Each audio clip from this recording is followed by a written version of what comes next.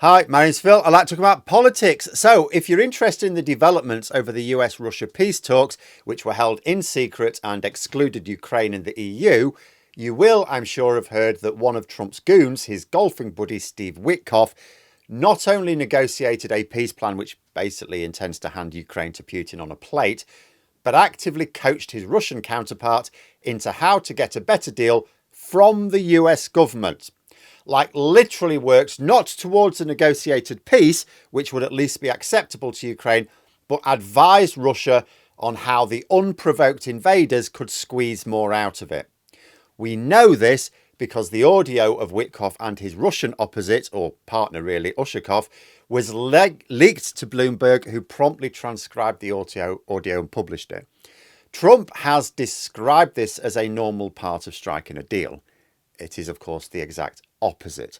When striking a deal, I guarantee Trump will never have advised his opposite number on how to extract concessions from himself and his business partners. Now, it's easy to just read these leaks without giving it much extra thought because we're used to things being leaked, aren't we? But as disgusting as the content of the conversation is, it is also sadly not really a surprise for a close associate of Donald Trump's. But the content of the conversation is not actually as interesting as the fact that it was ever leaked. After all, we kind of figured from the 28-point plan that Witkoff was on Russia's side if we didn't know it before, which, by the way, we did. This was audio from conversations which most people didn't even know were taking place. Not only were the conversations supposed to be top secret, even the fact that any conversations were happening was largely kept under wraps. That means there's a really important question to be asked here. Who leaked the audio? Lots of motivation from various groups to do so, but also risks as well. Whoever leaked it was obviously able to intercept what should have been secure conversations on secret negotiations on a matter of prime importance to the Kremlin, even though there's a suggestion that actually they took place on WhatsApp. Finding out that those lines of communication have been compromised, of course, means that Ushakov now will change methods. So whoever was tapping into it has now lost a reliable way of eavesdropping on him. They'll now have to work out another. Ushakov will presumably be more cautious, so surveillance will be harder. Whoever leaked the audio has sacrificed their security breach for the sake of making this information public, which means they have not leaked the information just to stir things up. They must believe that making the information public yields better results than continued surveillance of those calls, which makes the question as to who leaked it much more interesting. I mean, let's consider the possibilities for who might have leaked, beginning with factions inside Russia. This could mean anti-Putin dissidents or even rival groups within the Kremlin. Motive? Destabilise the current power structure. A leak this big could expose what some see as weakness in the Kremlin's diplomatic strategy. It shows a top Russian advisor being coached by an American, which could be spun as a sign that Moscow isn't in control. We also know that there are splits amongst the Moscow elite over how to handle the US, which is you've got a rival faction could easily have leaked the audio to undermine Ushakov and his approach, although the chances of this are considered low by experts. The main beneficiary of this leak isn't a Russian faction, it's Ukraine and political opponents of the Trump administration.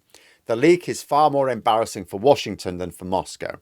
While infighting in the Kremlin is a constant reality, a leak that so clearly benefits Russia's primary adversary just seems counterintuitive. Even Ushakov was quick to say the leak wasn't from his side and was meant to harm US-Russian relationships. That's why, although you can't rule it out completely, a Russian source remains probably the least probable culprit. Next would be the journalists who broke the story, specifically Bloomberg News. Now, important to be clear, journalists rarely are the original source of a leak like this, if you don't count the phone hacking scandal. They are the messengers. Their motivation is simple: publish a huge, world-shaking story that informs the public and holds powerful people accountable. Bloomberg published the transcript without a byline, which strongly suggests that they are protecting a very sensitive source.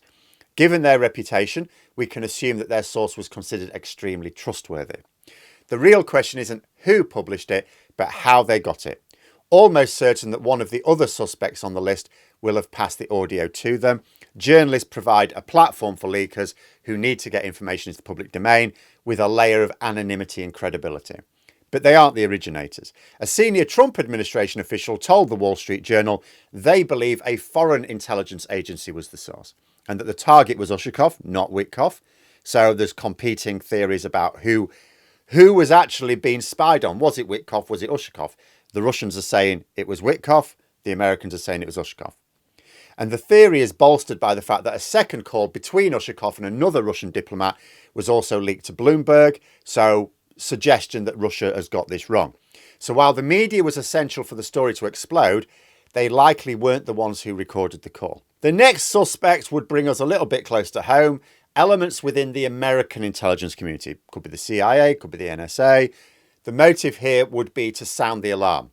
If factions within these agencies believe Witkoff's back-channel diplomacy was undermining US national security, and there's a fairly strong case to say that, a leak could serve as a powerful warning shot. Historically, US intelligence has been known to leak information to signal dissent within an administration's policies. And they certainly have the tools for the job.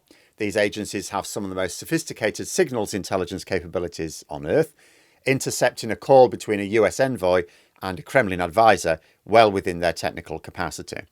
There's also been speculation, as I say, that the calls were made over WhatsApp, which absolutely can be intercepted. However, a direct leak from an active US intelligence officer would be very risky. Treasonous, maybe. An act that would trigger a massive internal investigation, especially with a president known for witch hunts.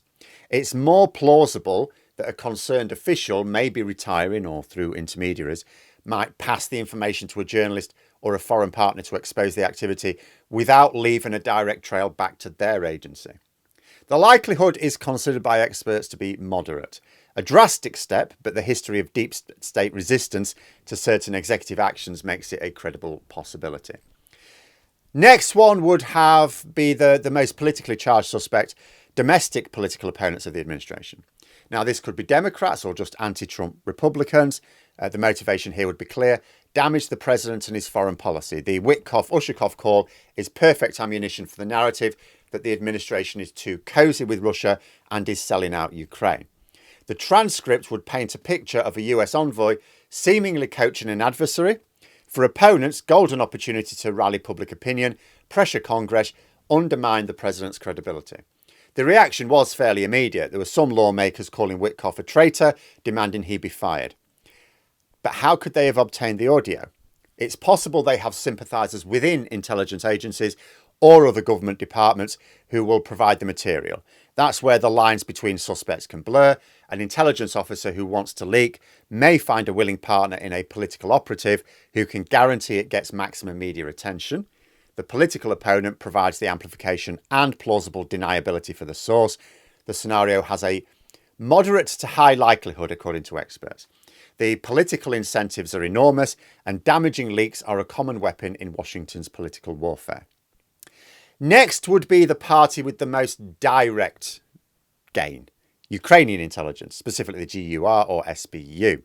For Ukraine, the motivation is existential, of course, the 28-point peace plan that emerged from this back-channel absolute disaster for Kyiv.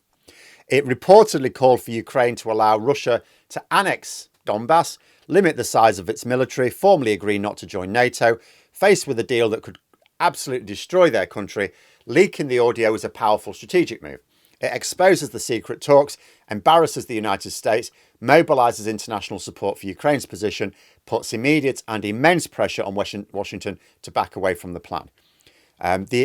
It's very, very clear that Ukraine will strongly have approved of the leak. A senior Trump official has already stated that they think a foreign intelligence agency was the likely source of the leak. Of course, they could be wrong or just lying. Ushakov was the target, they think. There is credible reason for that because it's not just Ushakov and Witkoff's conversations that were leaked, but Ushakov's and another diplomat's. No one else has a stronger motive to target and expose Ushakov's back-channel dealings than Ukraine, right? The timing was also perfect, coming just before high-stakes meetings to finalise the peace deal. By releasing the audio, Ukraine could effectively sabotage a deal that they see as a betrayal, while the 2019 Trump-Zelensky phone call scandal involved a US whistleblower, not a Ukrainian leak. Ukraine has proven itself effective at information warfare throughout the conflict. That being said, it would be mighty risky for Ukraine to do this. The content of the conversation demonstrates that a close aide to Donald Trump is clearly on Russia's side. We kind of know Trump is a Russian asset as well. If Trump were to suspect Ukraine of leaking this information, it could harden his attitude against them. Would Ukraine really take the risk of pissing Trump off? Which would then just leave one other possible source, the EU, or some agency within Europe. Most European governments are invested in supporting Ukraine against Russia, knowing they are being frozen out of talks much of the time. They would also be highly motivated to gather what intelligence they can. Of course, we cannot rule out that Ukraine may have carried out the surveillance and then passed it on to other sources in America or in the EU in order to avoid suspicion falling on them. The risks are lower for the EU if the leak gets traced back to them. So who do you think is the most likely behind the leak? Considering means, motive and risk of consequences, who is most likely to be behind exposing Witkoff's treachery? Or do you think it might be a combination of several? Let me know what you think in the comments below. Please subscribe to the channel for more content. Click the bell notification icon so you know when new videos are out. Thanks for watching, and until next time, I'll see you later.